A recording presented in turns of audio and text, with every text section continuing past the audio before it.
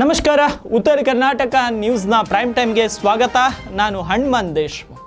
ಅಬಕಾರಿ ನೀತಿ ಹಗರಣದಲ್ಲಿ ಬಂಧಿತರಾಗಿದ್ದಂತಹ ಆಮ್ ಆದ್ಮಿ ಪಕ್ಷದ ಮುಖ್ಯಸ್ಥ ಹಾಗೂ ದೆಹಲಿ ಸಿಎಂ ಅರವಿಂದ್ ಕೇಜ್ರಿವಾಲ್ ಅವರಿಗೆ ಸುಪ್ರೀಂ ಕೋರ್ಟ್ ಇಂದು ಜಾಮೀನನ್ನು ನೀಡಿದೆ.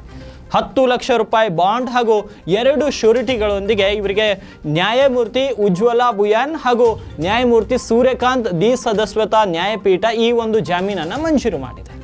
ಇದಕ್ಕಿಂತ ಮೊದಲು ಅನೇಕರು ಆಮ್ ಆದ್ಮಿ ಪಕ್ಷದ ನಾಯಕರು ಬಿಜೆಪಿಯ ಮೇಲೆ ಗೂಬೆಗಳನ್ನು ಕೂರಿಸ್ತಾ ಇದ್ರು. ಬಿಜೆಪಿಗರೇ ಅರವಿಂದ್ ಕೇಜ್ರಿವಾಲ್ಗೆ ಬಿಡ್ತಾ ಇಲ್ಲ ಅಂತ.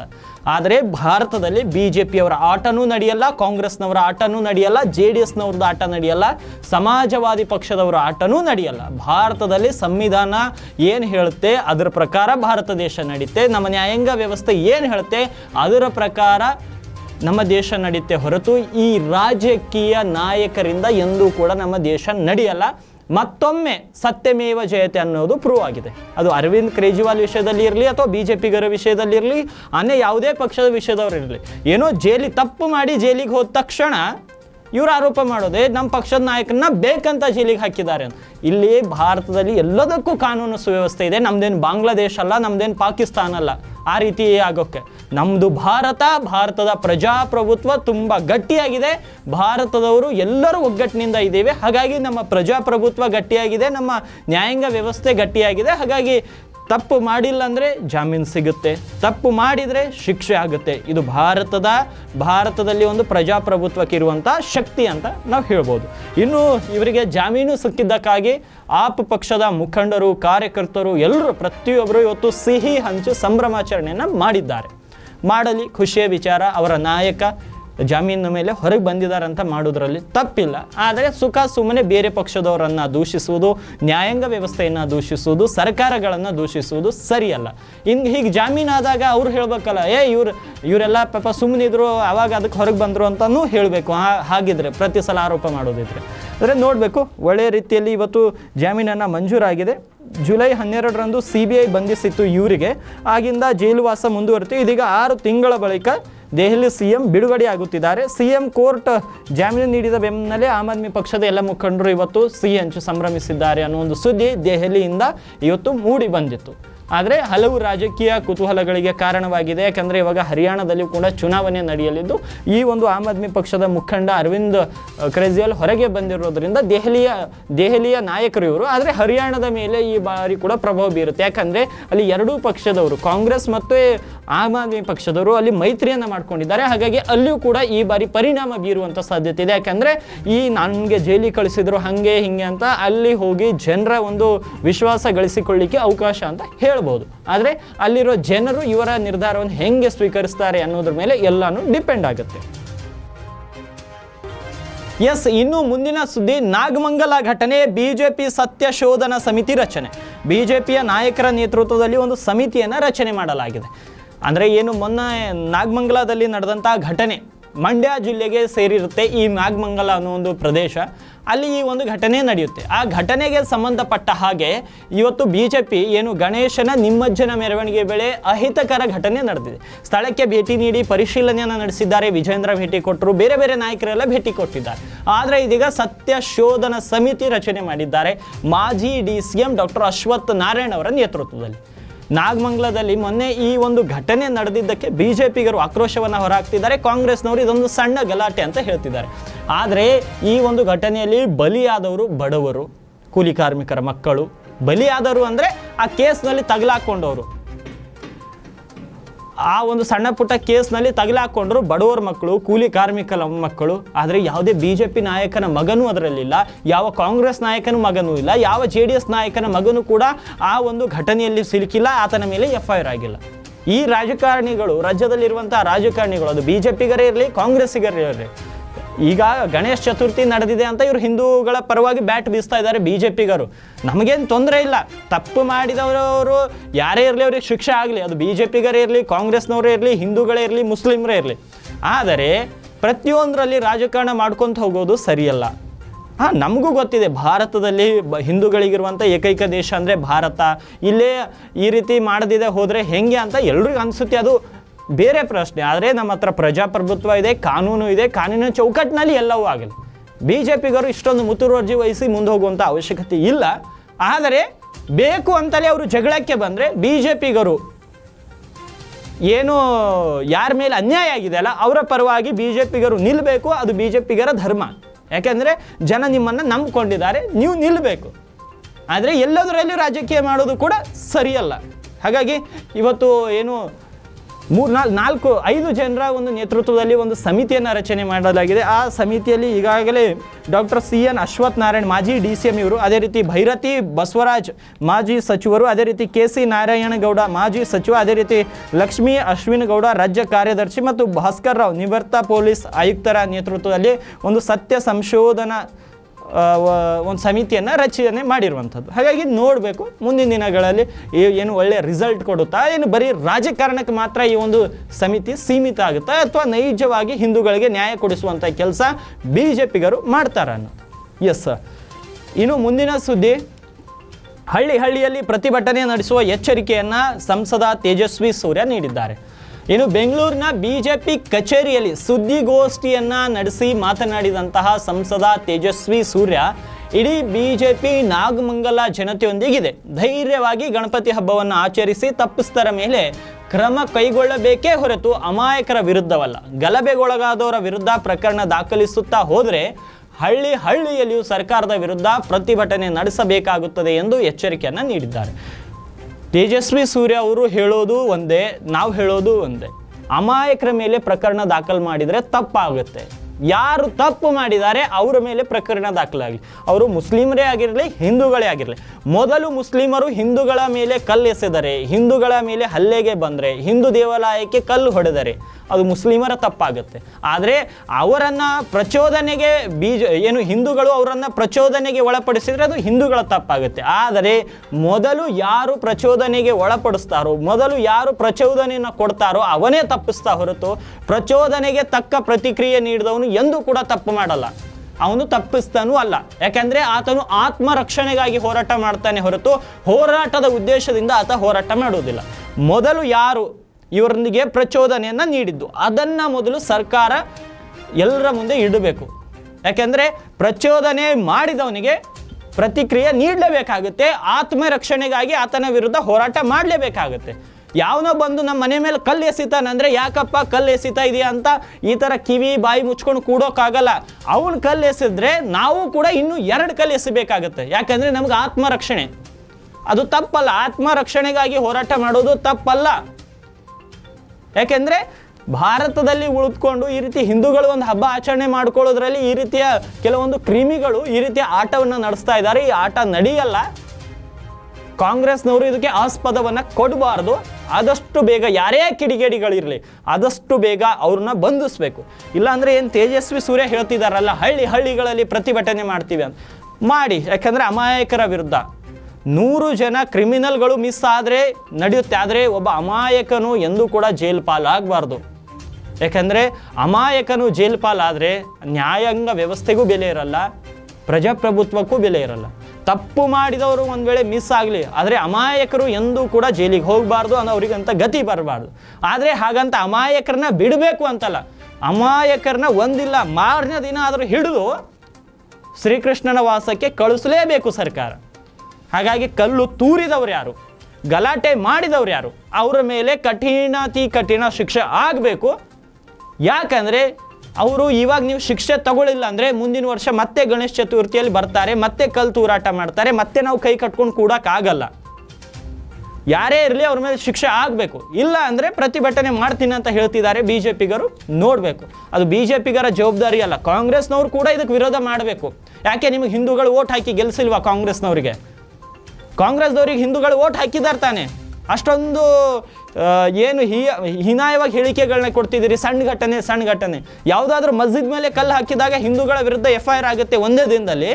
ಇವ್ರ ಮೇಲೆ ಕಲ್ಲುಗಳನ್ನು ಹಾಕಿದರೆ ಏನೂ ಆಗಲ್ಲ ಅಂದರೆ ನಿಮ್ಗೆ ಹಿಂದೂಗಳು ಓಟ್ ಹಾಕಿಲ್ವಾ ಕಾಂಗ್ರೆಸ್ನವರಿಗೆ? ಕಾಂಗ್ರೆಸ್ನವರು ಅಷ್ಟೇ, BJPಗರು ಅಷ್ಟೇ. ಯಾವ ಸಮುದಾಯದ ಮೇಲೆ ಅನ್ಯಾಯ ನಡೆದಿದೆಯೋ ಆ ಸಮುದಾಯದ ಪರ ನಿಲ್ಲಬೇಕು. ಅದು ಮುಸ್ಲಿಮರೇ ಇರಲಿ, ಹಿಂದೂಗಳೇ ಇರಲಿ. ಎಸ್, ಇನ್ನು ಮುಂದಿನ ಸುದ್ದಿ, ಇಲ್ಲಿ ಮೀಸಲಾತಿ ಪರ, ವಿದೇಶದಲ್ಲಿ ಮೀಸಲಾತಿ ವಿರುದ್ಧ. ಇದು ಗೊತ್ತಿದ್ದಿದ್ದೆ ರಾಹುಲ್ ಗಾಂಧಿ ಕತೆ. ಯಾವಾಗ ಹೆಂಗಿರ್ತಾರೋ ಅವರಿಗೇ ಗೊತ್ತಾಗಲ್ಲ. ಕಳೆದ 4-5 ದಿನಗಳಲ್ಲಿ ಲೋಕಸಭೆ ವಿಪಕ್ಷ ನಾಯಕ ರಾಹುಲ್ ಗಾಂಧಿ ಅಮೆರಿಕ ಸುತ್ತಾ ಇದ್ದಾರೆ, ಬೇರೆ ಬೇರೆ ಮಾತಾಡೋದನ್ನು ಶುರು ಮಾಡಿದ್ದಾರೆ.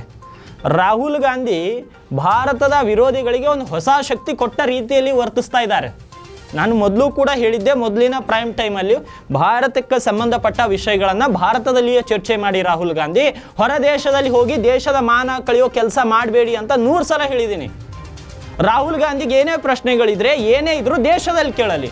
ಇಲ್ಲಿ ಮೀಸಲಾತಿ ಪರವಾಗಿರ್ತಾರೆ ದೇಶದಲ್ಲಿ, ಅಲ್ಲಿ ಹೋಗಿ ಮೀಸಲಾತಿಯ ವಿರೋಧವಾಗಿರ್ತಾರೆ ಅಂತ ತೇಜಸ್ವಿ ಸೂರ್ಯ ಇವತ್ತು ಅವರ ವಿರುದ್ಧ ಆರೋಪವನ್ನು ಮಾಡಿದ್ದಾರೆ. ರಾಹುಲ್ ಗಾಂಧಿಯವರೇ ಏನೇ ಇರಲಿ, ಒಂದು ಸ್ಪಷ್ಟ ನಿಲುವಿನ ಮೇಲೆ ನಿಲ್ಲಿ. ನಿಮ್ಮ ಏನು ಇಮೇಜ್ ತುಂಬ ಚೆನ್ನಾಗಿ ಬೆಳೀತಾ ಇದೆ. ಆ ಬೆಳೆಯುವಂಥ ಸಂದರ್ಭದಲ್ಲಿ ಎಲ್ಲೋ ವಿದೇಶಗಳಲ್ಲಿ ಕೂತ್ಕೊಂಡು ಭಾರತದ ಮಾನ ಹರಾಜಿಗೆ ಹಾಕಬೇಡಿ.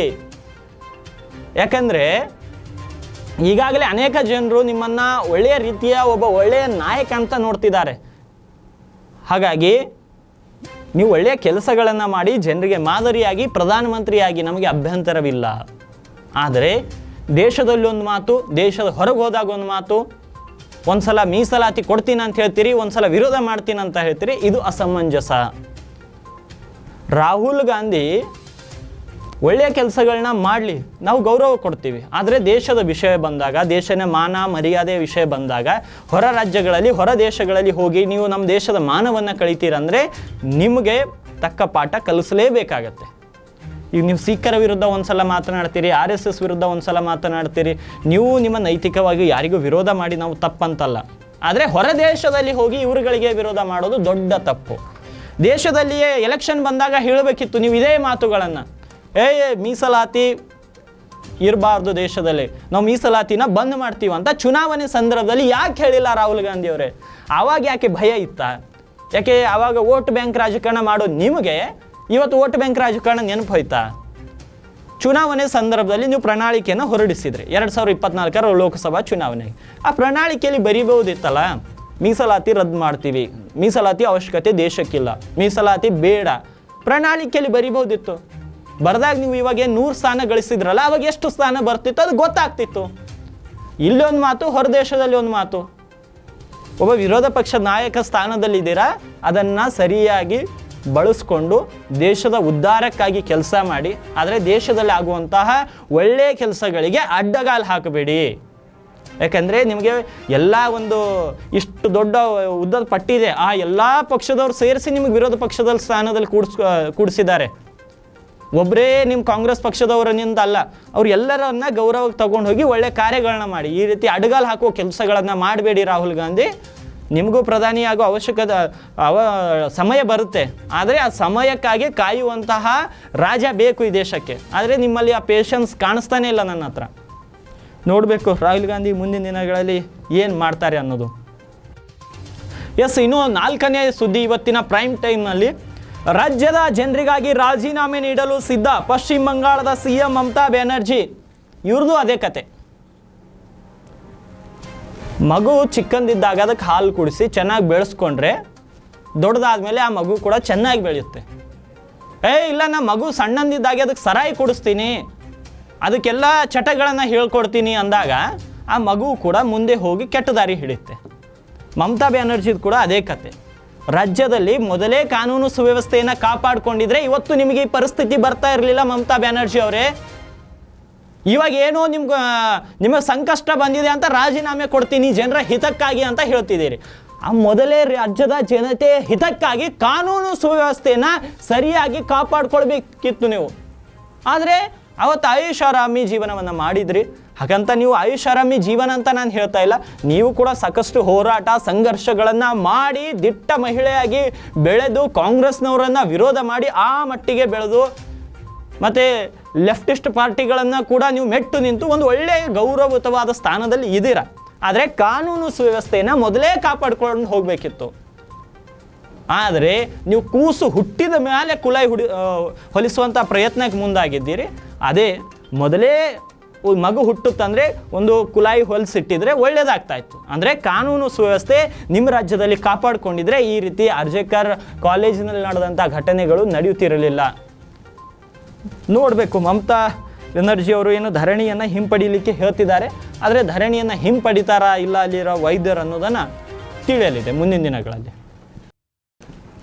ಎಸ್, ಏನು ಬೀದರ್ನಲ್ಲಿಯೂ ಕೂಡ ಇವತ್ತು ಗಣೇಶ್ ಮಹಾಮಂಡಳದ ವತಿಯಿಂದ ಕೆಲವು ಪ್ರಮುಖರು ಸುದ್ದಿಗೋಷ್ಠಿಯನ್ನು ನಡೆಸಿದ್ದಾರೆ. ಸುದ್ದಿಗೋಷ್ಠಿಯಲ್ಲಿ ಸಾಕಷ್ಟು ಪ್ರಶ್ನೆಗಳನ್ನು ಮಾಡಿದ್ದಾರೆ. ಇವತ್ತಿನ ಸುದ್ದಿಗೋಷ್ಠಿಯಲ್ಲಿ ಬೀದರ್ನ ಕೆಲವೊಂದು ಪ್ರಮುಖರು, ಅದರಲ್ಲಿ ವಿಶೇಷವಾಗಿ ಕೆಲವೊಂದು ಪ್ರಶ್ನೆಗಳನ್ನು ನಿಮ್ಮ ಉತ್ತರ ಕರ್ನಾಟಕ ನ್ಯೂಸ್ ನಿಮ್ಮ ಮುಂದಿಡುವಂಥ ಪ್ರಯತ್ನ ಮಾಡ್ತಾ ಇದೆ. ಹಿಂದೂಗಳು ಬಹುಸಂಖ್ಯಾತರು ಇರುವ ಭಾರತದಲ್ಲಿ ಗಣೇಶೋತ್ಸವ ಆಚರಣೆಗೆ ಅಡ್ಡಿ ಏಕೆ ಅಂತ ಅಲ್ಲಿರುವಂಥವರು ಪ್ರಶ್ನೆ ಮಾಡಿದ್ದಾರೆ. ಎರಡನೇದು, ವಿಸರ್ಜನೆ ನಡೆಯುವಾಗ ಡಿಜೆ ಬಂದ್ ಮಾಡುವ ನಿರ್ಣಯ ತೆಗೆದುಕೊಂಡು ಭಯದ ವಾತಾವರಣ ಸೃಷ್ಟಿಸಿದವರು ಯಾರು ಅಂತ.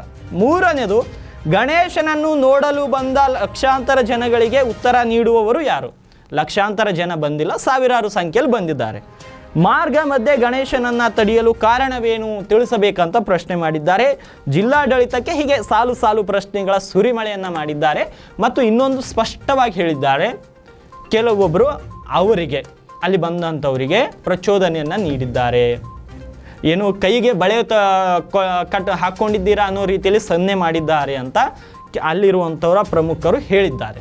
ಆದರೆ ಇದಕ್ಕಿಂತಲೂ ಮೊದಲು ಒಂದು ಜಿಲ್ಲಾಡಳಿತ, ಜಿಲ್ಲಾ ಪೊಲೀಸರು ಮತ್ತು ಜಿಲ್ಲಾ ಪೊಲೀಸ್ ವರಿಷ್ಠಾಧಿಕಾರಿ ಮತ್ತು ಜಿಲ್ಲೆಯ ಎಲ್ಲ ಗಣೇಶ್ ಮಹಾಮಂಡಳದ ವತಿಯಿಂದ ಒಂದು ಸಭೆಯನ್ನು ಕರೆಯಲಾಗಿತ್ತು. ಸಭೆಯಲ್ಲಿ ಒಂದು ಸಮಯ ಕೂಡ ನಿಗದಿ ಮಾಡಲಾಗಿತ್ತು ಅಂತ ಹೇಳ್ತಿದ್ರು. ಅದೇ ರೀತಿ ಏನು ಕೆಲವೊಂದು ನಿಯಮಗಳನ್ನು ಪಾಲಿಸುವಂತೆ ಪೊಲೀಸ್ ಇಲಾಖೆಯು ಕೂಡ ಒಂದು ಅಧಿಸೂಚನೆ, ಒಂದು ಮನವಿ ಏನೋ ಅಂತ ತಿಳ್ಕೊಳ್ಳಿ ಅದನ್ನು ಹೊರಡಿಸಿತ್ತು. ಇಲ್ಲಿ ಹಿಂದೂಗಳು ಬಹುಸಂಖ್ಯಾತರಿರುವ ಭಾರತದಲ್ಲಿ ಗಣೇಶ ವಿಸರ್ಜನೆ ಗಣೇಶೋತ್ಸವಕ್ಕೆ ಅಡ್ಡಿ ಯಾಕೆ? ಯಾರಪ್ಪನ ಆಸ್ತಿ ಅಲ್ಲ, ಭಾರತ ಭಾರತೀಯರ ಆಸ್ತಿ. ಯಾವ ಹಬ್ಬಕ್ಕೂ ಯಾರು ಅಡೆತಡೆ ಪಡಿಸುವ ಹಾಗಿಲ್ಲ. ಮುಸ್ಲಿಮರು ಅವ್ರ ಹಬ್ಬವನ್ನು ಸುಗಮವಾಗಿ ಆಚರಣೆ ಮಾಡ್ಕೊಳ್ಳಿ, ಅಭ್ಯಂತರವಿಲ್ಲ. ಹಿಂದೂಗಳು ಕೂಡ ಅವರ ಹಬ್ಬವನ್ನು ಸುಗಮವಾಗಿ ಆಚರಣೆ ಮಾಡಿಕೊಳ್ಬೇಕು. ಯಾರೇ ಅಡ್ಡಿಪಡಿಸಿದ್ರು ಅದು ತಪ್ಪಾಗತ್ತೆ. ಆದರೆ ಕಾನೂನು ಬಾಹಿರವಾಗಿ ಆಚರಣೆ ಮಾಡ್ತೀನಿ ಅಂದರೆ ನಮ್ಮಂಥ ದೊಡ್ಡ ಮೂರ್ಖರು ಯಾರಲ್ಲ. ಕಾನೂನಿನ ಚೌಕಟ್ಟಿನೊಳಗೆ ಆಚರಣೆ ಮಾಡಿ. ಪೊಲೀಸ್ ಇಲಾಖೆ ಏನೊಂದು ಟೈಮ್ ಕೊಟ್ಟಿತ್ತು ಅದರ ಒಳಗೆ ತಾವು ಆಚರಣೆಯನ್ನು ಮಾಡಬೇಕಿತ್ತು. ಆದರೆ ಎಲ್ಲೋ ಸಮಯ ಮೀರಿದೆ ಅನ್ನೋ ಒಂದು ಕಾರಣಕ್ಕೆ ಅವ್ರು ಮಾಡಿದ್ದಾರೆ. ಆದರೆ ಯಾವುದೇ ವೈಯಕ್ತಿಕ ಇಲ್ಲ ಅಂತ ಈಗಾಗಲೇ ಹೊರ ಬರ್ತಾ ಇದೆ. ಆದರೆ ಕೆಲವೊಬ್ಬರು ಪ್ರಚೋದನೆಯನ್ನು ನೀಡಿದ್ದಾರೆ. ಪ್ರಚೋದನೆ ನೀಡಿದವರಿಗೆ ನಾನು ಒಂದು ಮಾತು ಹೇಳ್ತೀನಿ, ನೀವು ಇವತ್ತು ಪ್ರಚೋದನೆ ನೀಡಿದ್ದೀರಾ, ನಾಳೆನೂ ಪ್ರಚೋದನೆ ನೀಡಿದ್ದೀರಾ. ಆದರೆ ಪ್ರಚೋದನೆಯನ್ನು ಅವ್ರು ಹೆಂಗೆ ಸ್ವೀಕಾರ ಮಾಡಿದ್ದಾರೆ ಅನ್ನೋದ್ರ ಮೇಲೆ ಡಿಪೆಂಡ್ ಆಗುತ್ತೆ. ಅವರು ಒಂದು ವೇಳೆ ನೀವು ಮಾಡಿರುವಂಥ ಪ್ರಚೋದನೆಯನ್ನು ಕೆಟ್ಟ ದೃಷ್ಟಿಯಲ್ಲಿ ನೋಡಿ ಏನಾದರೂ ಅವರು ಕೂಡ ಪ್ರತಿಕ್ರಿಯೆ ನೀಡಿದರೆ ಬೀದರ್ನಲ್ಲಿ ತುಂಬ ಕಾನೂನು ವ್ಯವಸ್ಥೆ ಹದಗೆಡ್ತಾ ಇತ್ತು. ಆದರೆ ಗಣೇಶ್ ಮಂಡಳಿಯಲ್ಲಿರುವವರು ತುಂಬ ತಾಳ್ಮೆಯಿಂದ ವರ್ತನೆ ಮಾಡಿದ್ದಾರೆ. ಅವರಿಗೂ ಕೂಡ ನಾವು ಈ ಒಂದು ವಿಷಯದಲ್ಲಿ ಅವರ ಒಂದು ತಾಳ್ಮೆಗೆ ನಾವು ಕೂಡ ಪ್ರಶಂಸೆಯನ್ನು ವ್ಯಕ್ತಪಡಿಸ್ತೀವಿ. ಹಾಗಂತ ಇವರು ಪ್ರಚೋದನೆ ಮಾಡೋದು ಬೇಡ, ಇವರು ಪ್ರತಿಕ್ರಿಯೆ ನೀಡೋದು ಬೇಡ. ಕಾನೂನಿನ ಚೌಕಟ್ಟಿನೊಳಗೆ ಬೀದರ್ ಗಣೇಶ್ ಮಹಾಮಂಡಳಿ ನಡೀಲಿ. ಇನ್ನೂ ಹೆಚ್ಚಿನ ಉತ್ಸಾಹ ಸಂಭ್ರಮದಿಂದ ಗಣೇಶಾಚರಣೆ ಬೀದರ್ನಲ್ಲಿ ಆಗಲಿ. ಆದರೆ ಇಲ್ಲಿ ಯಾವ ರಾಜಕಾರಣಿಗಳಿಗೂ ಕೂಡ ಗಣೇಶ ಮಹಾಮಂಡಳದವರು ಆಸ್ಪದವನ್ನು ಕೊಡಬಾರ್ದು. ಅದು BJPಗನ್ನೇ ಇರಲಿ, ಕಾಂಗ್ರೆಸ್ಸಿಗರನ್ನೇ ಇರಲಿ, JDSನವನ್ನೇ ಇರಲಿ. ಅವರು ಗಣೇಶನ ಪೂಜೆ ಮಾಡಲಿಕ್ಕೆ ಬರಲಿ, ಅಭ್ಯಂತರವಿಲ್ಲ. ಕಾಂಗ್ರೆಸ್ನವರು ಬರಲಿ, BJPಗರು ಬರಲಿ, JDSನವರು ಬರಲಿ, ಆಮ್ ಆದ್ಮಿದವರು ಬರಲಿ, MIMನವರು ಬರಲಿ, ಯಾರೇ ಬರಲಿ. ಆದರೆ ಗಣೇಶನ ಹೆಸರು ಹೇಳಿ ರಾಜಕಾರಣ ಮಾಡುವವರನ್ನು ದೂರ ಸರಿಸಬೇಕು ಬೀದರ್ನ ಜನರು. ಹಾಗಂತ ಗಣೇಶ ಚತುರ್ಥಿನೇ ನಾವು ಆಚರಣೆ ಮಾಡೋಕೆ ಬಿಡಲ್ಲ ಅಂದರೆ ಅಂಥವರ ವಿರುದ್ಧ ಕೂಡ ಎಲ್ಲ ಹಿಂದೂಗಳು ಒಂದಾಗಿ ಹೋರಾಟ ಮಾಡಬೇಕು. ಆದರೆ ಸುಖ ಸುಮ್ಮನೆ ಕಾನೂನಿನ ಚೌಕಟ್ಟಿನೊಳಗೆ ಎಲ್ಲನೂ ನಡೀಲಿ. ಕಾನೂನಿನ ಚೌಕಟ್ಟು ಮೀರಿದರೆ ಅವರ ವಿರುದ್ಧ ಕ್ರಮ ಆಗಲಿ, ಅದು ಹಿಂದೂಗಳೇ ಇರಲಿ, ಮುಸ್ಲಿಮರೇ ಇರಲಿ. ಆದರೆ ಹಿಂದೂಗಳ ಹಬ್ಬಕ್ಕೆ ಈ ರೀತಿ ಪದೇ ಪದೇ ಅಡೆತಡೆ ಒಡ್ಡುವುದು ಇಲ್ಲಿಗೆ ನಿಲ್ಲಬೇಕು. ನಿಲ್ಲದಿದ್ದರೆ ಎಲ್ಲ ಹಿಂದೂಗಳು ಒಗ್ಗಟ್ಟಿನಿಂದ ಪ್ರದರ್ಶನವನ್ನು ಮಾಡಿ ನಿಮ್ಮ ಶಕ್ತಿ ಏನು ಅಂತ ಅವರಿಗೆ ತೋರಿಸುವಂತಹ ಕೆಲಸಕ್ಕೆ ನೀವೆಲ್ಲರೂ ಮುಂದಾಗಬೇಕು. ಇಲ್ಲ ಅಂದರೆ ಬಹುಸಂಖ್ಯಾತರಿರುವಂಥ ಭಾರತದಲ್ಲಿ ಮುಂದಿನ ದಿನಗಳಲ್ಲಿ ಗಣೇಶ ಚತುರ್ಥಿಯೇ ಆಚರಣೆ ಮಾಡೋದು ಮುಂದಿನ ದಿನಗಳಲ್ಲಿ ಕಷ್ಟಕರವಾಗುತ್ತೆ. ಆದರೆ ಬಾಲಗಂಗಾಧರ್ ತಿಲಕ್ ಅವರು ಒಂದು ಸ್ಪಷ್ಟ ಉದ್ದೇಶವನ್ನು ಇಟ್ಟುಕೊಂಡು ಈ ಜಯಂತಿಗೆ ಮುನ್ನುಡಿಯನ್ನು ಬರೆದಿದ್ದರು. ಬ್ರಿಟಿಷರ ವಿರುದ್ಧ ಹೋರಾಡಬೇಕು, ಭಾರತೀಯರಲ್ಲೂ ಏಕತೆಯಿಂದ ಒಗ್ಗೂಡಿ ಜಯಂತಿಯನ್ನು ಆಚರಿಸಬೇಕು ಅಂತ. ಆ ಸಂದರ್ಭದಲ್ಲಿ ಮುಸ್ಲಿಮರು ಕೂಡ ಇದಕ್ಕೆ ಸಾಥ್ ಕೊಟ್ಟಿದ್ದರು. ಆದರೆ ಇಂದಿನ ಮುಸ್ಲಿಮರು ಕೂಡ ಗಣೇಶ ಜಯಂತಿಯಲ್ಲಿ ಗಣೇಶ ಚತುರ್ಥಿಯಲ್ಲಿ ಕೂಡ ಅವರು ಕೂಡ ಸಾಥ್ ಕೊಡಬೇಕು. ಇವರು ಕೂಡ ಎಲ್ಲರೂ ಒಗ್ಗಟ್ಟಿನಿಂದ ಹೋರಾಟ ಮಾಡಿ ಸದೃಢ ದೇಶ ನಿರ್ಮಾಣಕ್ಕೆ ಎಲ್ಲರೂ ಕೂಡ ಕೈ ಜೋಡಿಸ್ಬೇಕು. ಇಲ್ಲ ಅಂದರೆ ದೇಶದ ಕತೆ ಒಡೆದೊಡೆದ ನಾವು ಕೂಡ ಸಣ್ಣ ರಾಜ್ಯಗಳಲ್ಲಿ ಹೆಂಗೆ ಒಡೆದಿದ್ದೀವಲ್ಲ ಹಂಗೆ ಒಡೆದು ಹೋಗೋ ಪರಿಸ್ಥಿತಿ ದೇಶಕ್ಕೆ ಬರಬಾರ್ದು. ಅದು ಬರೋದು ಇಲ್ಲ. ನಾವೆಲ್ಲರೂ ಹಿಂದೂ ಮುಸ್ಲಿಮರು ಭಾರತದ ಎಲ್ಲರೂ ಒಗ್ಗಟ್ಟಿನಿಂದ ಇದ್ದೇವೆ. ನಮ್ಮ ಪ್ರಜಾಪ್ರಭುತ್ವ ಗಟ್ಟಿಯಾಗಿದೆ, ನಮ್ಮ ಕಾನೂನು ಗಟ್ಟಿಯಾಗಿದೆ. ಹಾಗಾಗಿ ರಾಜಕಾರಣ ದೇವರ ಹೆಸರು ಹೇಳಿ ರಾಜಕಾರಣ ಮಾಡೋರಿಗೆ ಆಸ್ಪದವನ್ನು ಕೊಡಬಾರ್ದು. ಅದು ಕಾಂಗ್ರೆಸ್ನವರೇ ಇರಲಿ, BJPಗರೇ ಇರಲಿ. ಇವತ್ತ ಅಶಾಂತಿ ವಾತಾವರಣ ಶಾಂತಿದಾಗ ಬಂದೋಬಸ್ತ್ ಅಲ್ಲ, ಬಂದೋಬಸ್ತ್ ಜೊತೆದಾಗ ನಾಗರಿಕರು ಸಪೋರ್ಟ್ ಬೇಕು. ಇವತ್ತು ಮಹಾಮಂಡಳಿ ಬಯಸ್ಕೊಂಡು ಅನ್ಕೊಂಡು ಒಬ್ಬನಿಗೆ ಮಾತಾಡೋಗುತ್ತೆ, ಒಬ್ಬನಿಗೆ ಯಾವುದೇ ಒಂದು ಬಂದು ಏನಾರ ಹುಚ್ಚಾಗಿ ವರ್ತನೆ ಮಾಡಿದ್ರು. ಎಷ್ಟು ಮಂದಿ ಹುಚ್ಚು ವರ್ತನೆ ನಿಮ್ಮ ಎದುರೇ ಮಾಡಿದ್ರು, ನಮಗೆ ಈ ರೀತಿ ಮಾಡಿದ್ರು. ನಾವೆಷ್ಟು ತಾಳಿರ್ಬೇಕು, ಅದ ನಾವೆಷ್ಟು ತಾಳಿರ್ಬೇಕು. 40 ವರ್ಷನ ಹಿಂಗೆ ನಮ್ಮ ಜೊತೆ ಎಂದು ಅವ್ಯವಹಾರ ಆಗಿದೆ ಹುಡುಗರು. ಈ ಅವ್ಯವಹಾರ ಆಗ್ಲಕ್ಕೆ ಏನು ಕಾರಣ? ಕಟ್ಟಂತೇಳಿ ಇವರು DJ ಬಂದ್ ಮಾಡಿದ್ರು. 2 ತಾಸು ನಮ್ಮ ಜೊತೆ ಸರಿಯಾಗಿ ನಾವು ಕೇಳಿದ ಮಾತು 1.5 ತಾಸು ಬಾದ್ ನಮಗೆ ಪರ್ಮಿಷನ್ ಕೊಟ್ರಿ, ಅದು ಕೊಟ್ರಿ. ನಾವು ಗಣಪತಿಗಳು ಹಾಕೋತ ಮುಂದೆ ಹಾಕೋತ ಹೋದೆವು. ಶೋಭಾದ್ರಿ ಜಬಲ ಚಾಲೂ ಮಾಡಿದ್ರಿ, ಅದರ ಸರಿ ಮಾಡಿದ್ವಿ ಸರ್. ಆದ್ರೆ ನೀವು ಹಬ್ಬವನ್ನ ನಡು ಬೀದಿಯಲ್ಲಿ ನಿಂದಿರಿಸಿ ಲಕ್ಷಾಂತರ ಜನ ನಡು ಬೀದಿಯಲ್ಲಿದ್ದಾಗ ಈ ರೀತಿ ನೀವು ಅದನ್ನ ಬಂದ್ ಮಾಡಿ ವಾತಾವರಣನೇ ಕಲುಷಿತ ಮಾಡುವಂತ ಕೆಲಸ ಆಗಿದೆ. ಇದು ಹೆಬ್ಬಾಳ. ಇದು ಯಾವುದೋ ಬಾಂಗ್ಲಾದೇಶ ಅಲ್ಲ, ಇದು ಯಾವುದೋ ಬೇರೆ ದೇಶದಾಗ ಮಾಡ್ತಾ ಇಲ್ಲ. ನಾವು ನಮ್ಮ ದೇಶದಾಗ ಬಹುಸಂಖ್ಯಾತ ಇರುವಂತಹ ಭೂಮಿ ಮೇಲೆ ನಾವು ಮಾಡ್ತಾ ಇದ್ವಿ. ನಮ್ಮ ಹಬ್ಬಕ್ಕೆ ಇಲ್ಲೇ ಇಷ್ಟು ಅಡಚಣೆ ಮಾಡಿದ್ರೆ ಸರಿ ಇಲ್ಲ. ಕಿತ್ಕೊಳ್ಳಕ್ಕೆ ಹೇಳಿ ನೀವು. ಎಸ್, ಇವಾಗಿದ್ವು ಇಂದಿನ ಪ್ರೈಮ್ ಟೈಮ್ನ ಪ್ರಮುಖ ಸುದ್ದಿಗಳು. ನಾಳೆಯ ಪ್ರೈಮ್ ಟೈಮ್ನಲ್ಲಿ ಮತ್ತೆ ಭೇಟಿ ಆಗ್ತೀನಿ. ಹೊಸ ವಿಚಾರಗಳನ್ನು ನಿಮ್ಮ ಮುಂದಿಡುವಂಥ ಪ್ರಯತ್ನವನ್ನು ಮಾಡ್ತೇವೆ. ಉತ್ತರ ಕರ್ನಾಟಕ ನ್ಯೂಸ್ ಯಾವುದೇ ರಾಜಕೀಯ ಪಕ್ಷದ ಗುಲಾಮಗಿರಿಯನ್ನು ಮಾಡಲ್ಲ, ಆದರೆ ಯಾವ ರಾಜಕೀಯ ಪಕ್ಷಕ್ಕೆ ಸುಮ್ಮನೆ ವಿರೋಧ ಮಾಡಲ್ಲ. ಸತ್ಯವನ್ನು ಸತ್ಯದ ರೀತಿಯಲ್ಲಿ, ಸುಳ್ಳಿದ್ರೆ ಸುಳ್ಳು, ಸತ್ಯ ಇದ್ದರೆ ಸತ್ಯ, ಆದರೆ ಸುದ್ದಿಯ ರೀತಿಯಲ್ಲಿ ಬಿತ್ತರಿಸಿ ನಿಮ್ಮ ಮನ ಗೆಲ್ಲುವಂಥ ಪ್ರಯತ್ನವನ್ನು ನಾವು ಮಾಡ್ತಿದ್ದೇವೆ. ನಿಮ್ಮ ನೈತಿಕ ಬೆಂಬಲದ ಅವಶ್ಯಕತೆಯೂ ಕೂಡ ನಮಗಿದೆ. ಮತ್ತೆ ನಾಳೆ ಪ್ರೈಮ್ ಟೈಮ್ನಲ್ಲಿ ಭೇಟಿ ಆಗ್ತೀನಿ. ನಮಸ್ತೆ.